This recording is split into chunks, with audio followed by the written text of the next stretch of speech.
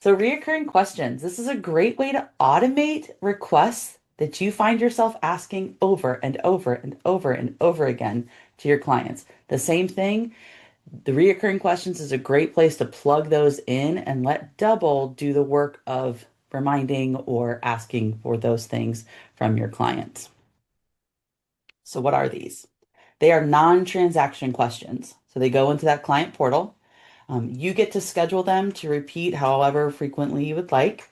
We'll show you the different options in there when we get into our demo. This is available for all clients, so both connected and unconnected. Even those unconnected clients have the client portal, they have the non-transaction questions, you have access to recurring questions for them.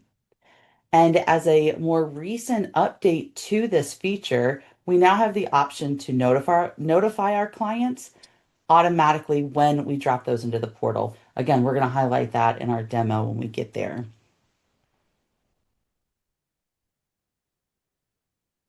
And this is one of those features that has a has a bit of an iceberg, right? Has a surface level, what can we use this for? And it just goes deeper and deeper and can be used as creatively as you want to. So most common uses are things like your monthly statements for those accounts that you may not have access to go download the statements, right? So instead of sending an email with, hey, here are the 5 statements I need, let's go ahead and automate that request so that you choose when it drops in and it just drops into the client portal and allows them to upload it directly to that question, which also means that we will be getting maybe not less of those uploads that have just a string of numbers and characters, but they're at least attached to a question so we know what those statements are when they pop in.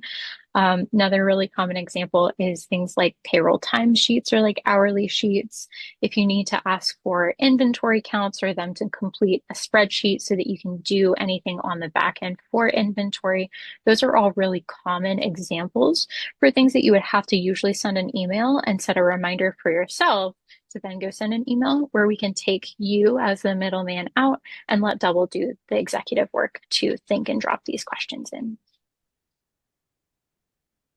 Like I mentioned, these can get as creative as you want. So we've also seen people in the community use these for cash on hand balance, for scheduling your meetings. Like, hey, it's the 5th of the month, your reports are in.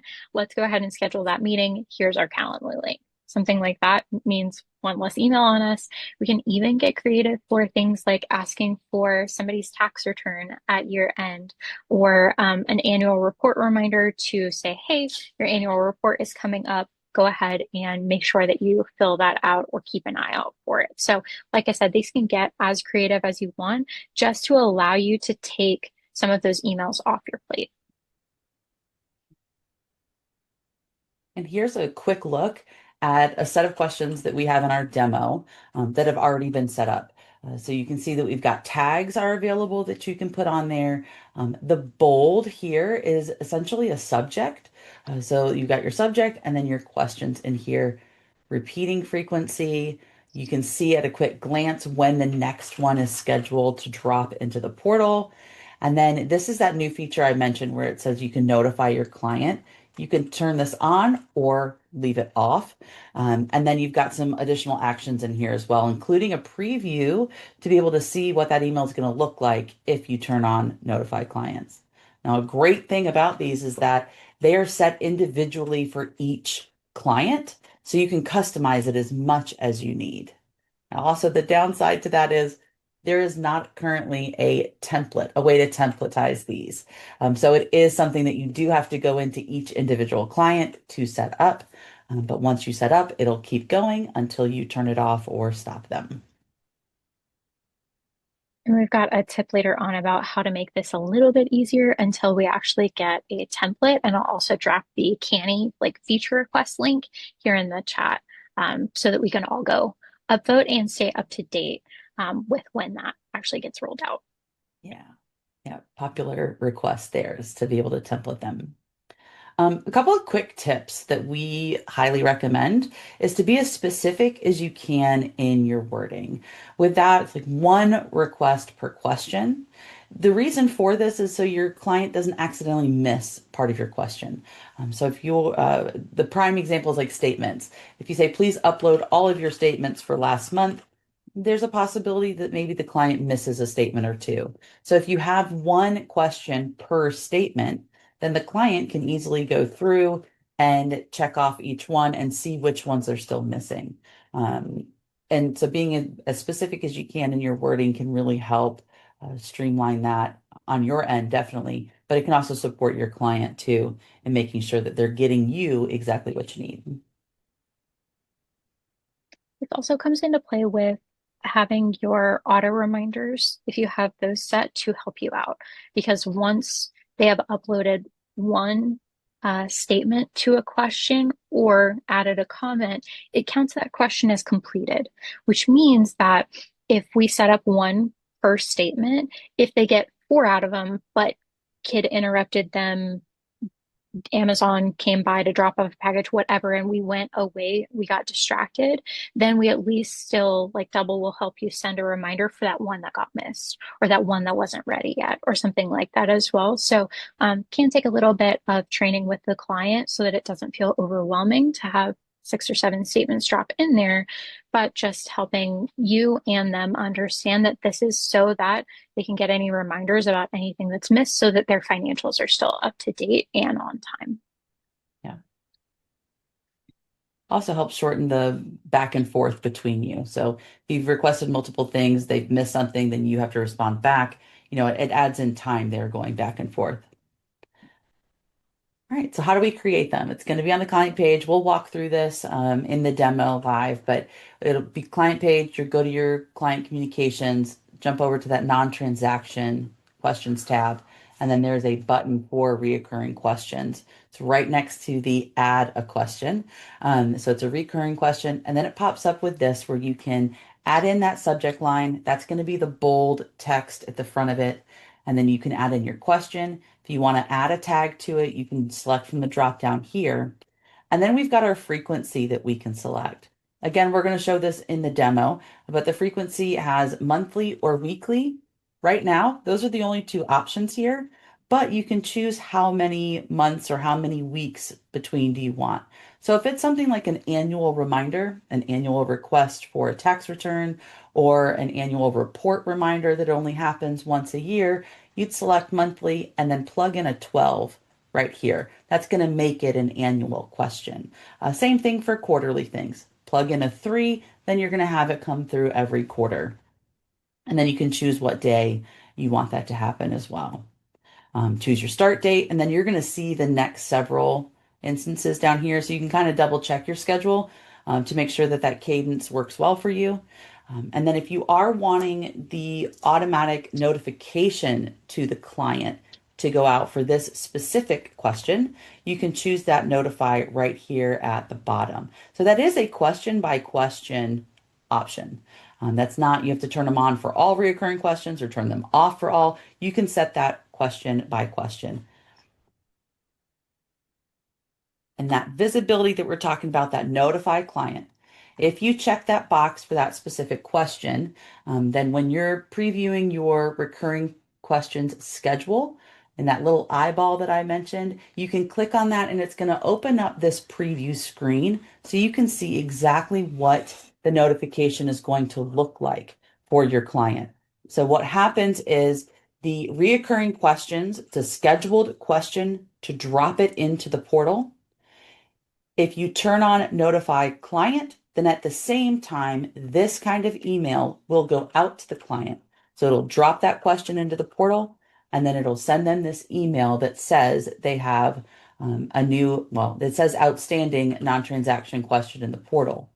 The unique thing about these reoccurring question notifications is that it includes the question in the email. So the client can easily preview that before they jump into their portal. So they can see, oh, she's asking me for bank statements this month. And here's an example of where if you have more than one question scheduled to go at the same time, you're only going to get one email that has multiple questions listed into it. So you'll see that there. Also, if you have a client with multiple contacts and all of the contacts are receiving the question, you will see that right here it says preview one of three. That means that there's three different people on this client who's getting notified about these new questions that have been added. If you're using the assignable questions feature, then the reminder is only going to go to that person that's been assigned to that question. And you do have that capability with reoccurring questions. You can assign reoccurring questions just like you can for any of the others. So that notification here will be in line with who that's been assigned to. Exactly. And I think that a couple of important notes here, Jody, thanks for kind of walking through all of the parts of that, is one, we don't need to worry about this sending multiple emails if multiple questions drop in, right? They're going to condense into one email and show any of the questions, which is really helpful. We don't have to worry about that like additional pinging our client if they all fall on the same day. But this also means that there's a little bit more visibility, right? Because our auto reminders just say, hey, there's new questions in the portal. Go check it out. Here's your link. So being able to actually show, hey, I need your statements is really helpful for those like statements or requests or things like that that are time sensitive, even like payroll hourly sheets. Like, please get those to me as soon as you can. I need you to know that this is what dropped in instead of that amalgamous hey, new questions in the portal. So I love that they added this so that we have visibility on those really important questions. But again, you can go question by question for whether you want this email to be sent out and show that question that's dropping in.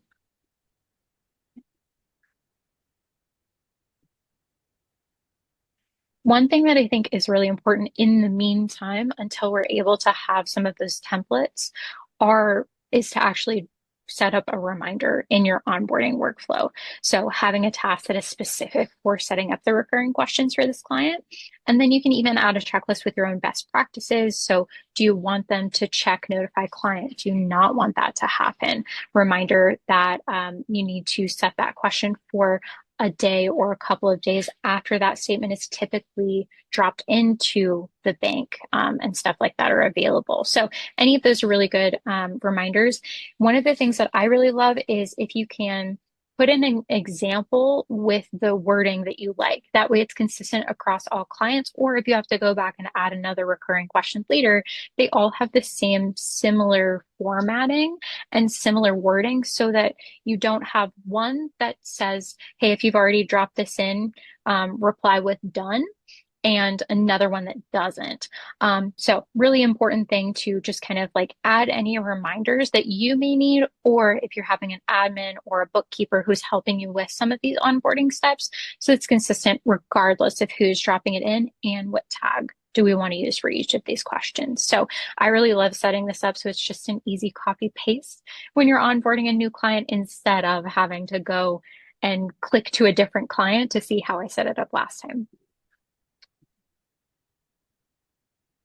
All right, let's jump into the demo. And Erica, if you want to get some questions queued up, we can do that. But first, I will show where from the close page you can access these recurring questions, where you can add them, and what that cadence looks like. So right here, client questions or client communication at the top of the portal page that pops up, non-transaction questions. Here's where we add a new question. Right next to it is our reoccurring questions schedule.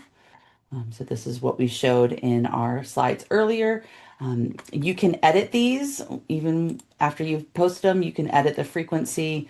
You can turn off notifications if you don't want those on anymore. Turn them on if it's something new that you're adding in. If you have assignable questions turned on, then you'll have this column showing. If you're not utilizing that feature, this column won't even appear for you, but you can decide who gets that email. And then the eyeball here to preview that. So if you have notifications turned on, you can click this to see that preview and know exactly what your email is going to look like for your client there. To add a new one, we'll come up here to add reoccurring question. Same thing that I previewed in the slide. You can add the subject, choose from if you have assignable questions on. You'll have that available. If you don't have assignable questions turned on, this option won't even appear for you. You've got your tags that you can choose from, and then the frequency. You'll see I just clicked the button. So this is all the default information that automatically populates. It'll start off with monthly. It's going to start with one and on the first. And I wanted to highlight this real quick here is that it always starts with Sunday. So if you don't want things to drop in on Sunday, click that button to change the day of the week that you want them to populate, or if you want it to be the day of the month or a business day, those are going to be here at the bottom of that drop down. So just be aware of that as you're setting it up. I've been in the habit of getting in here and turning away and then realize, oh shoot, I forgot this one drop down that I needed to go in and update to be a Monday or to be the day of the month, that kind of thing. Um, Exactly. And that's a good reminder for like if you're creating an SOP or a workflow on how best to do yes. these, just what are all the buttons that I need to check? Because it's really easy to miss that one and then Mhm.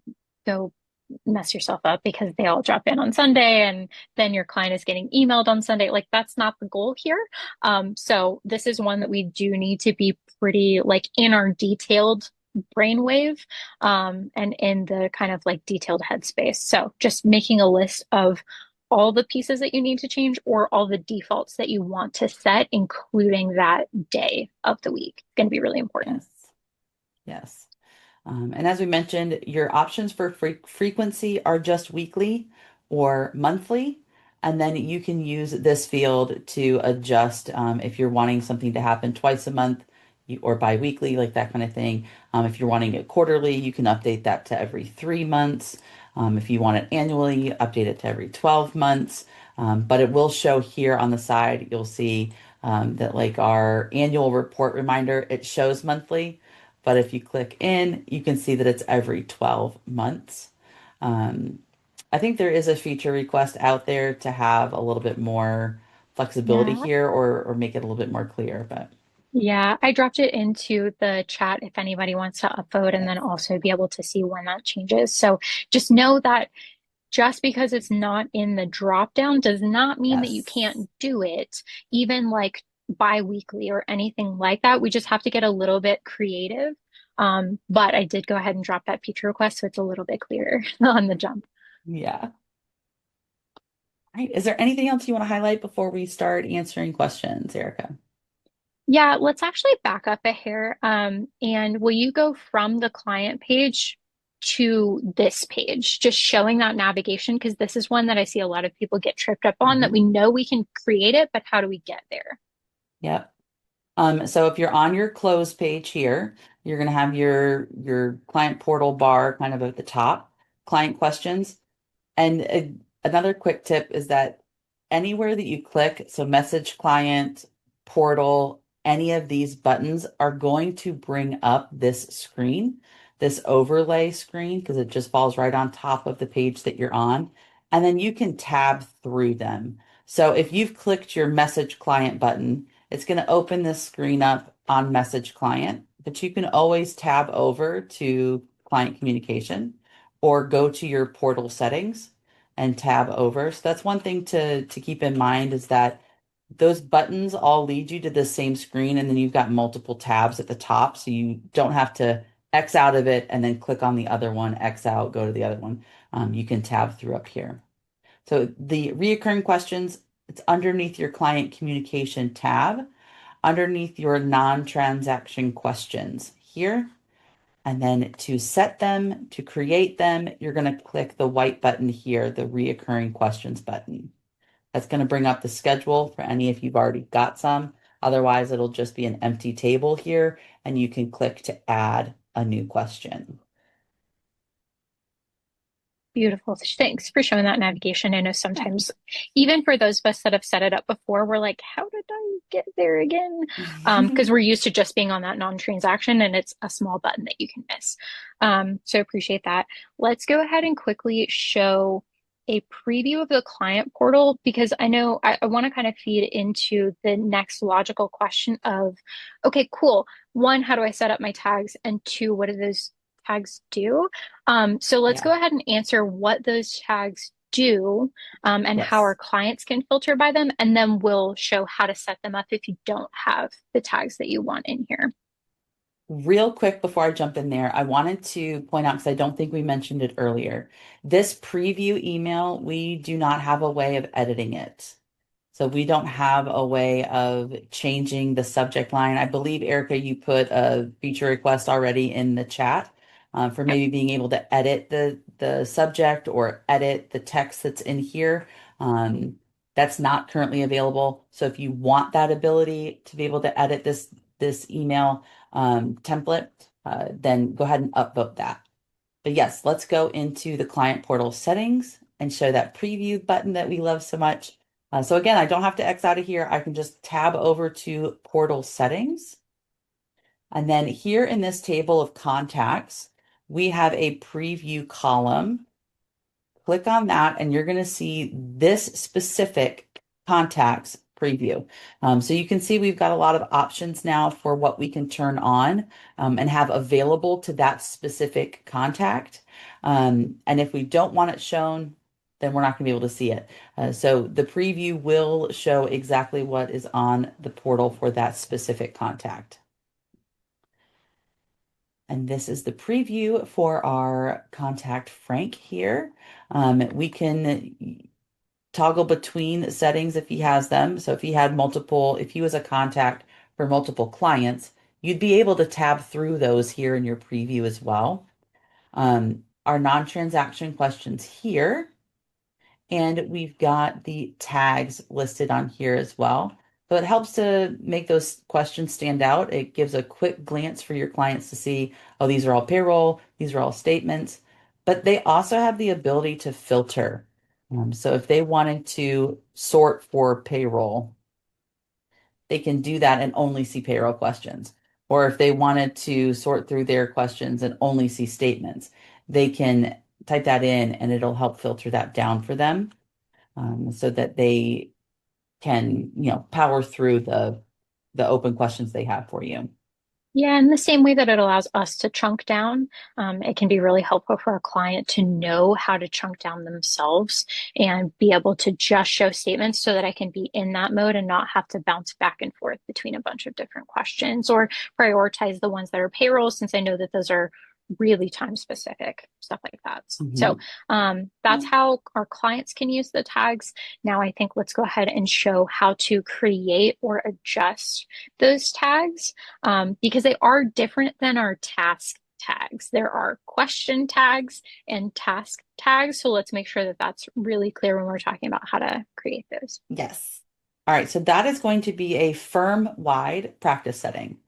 So you will come up to the top right corner here, your settings wheel, practice settings, and this is going to be found um, under things get moved around, so making sure it's still in the same place. Under workflows, nope, it's client Workflows are where portal, you're going to find the task task. tags for us internally.